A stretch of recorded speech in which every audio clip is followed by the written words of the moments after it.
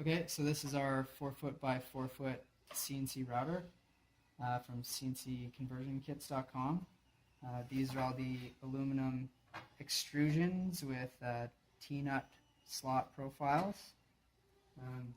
Here we have all the 3/4 inch plate machine parts. This is the spindle motor mount and Z plates.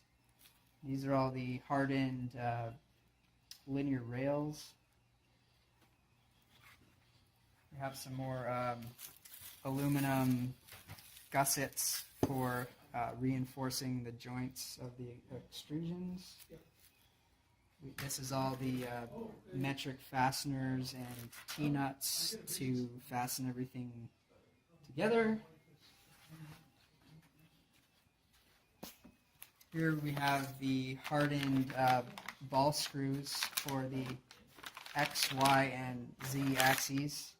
So we have 2 for the X axes, 1 for the Y, and 1 for the Z.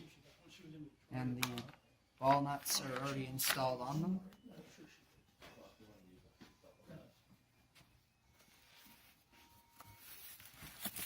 Here are all the stepper motors for the axes.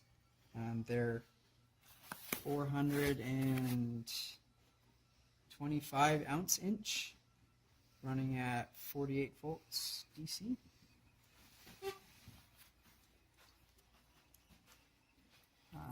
These are the stepper motor drivers.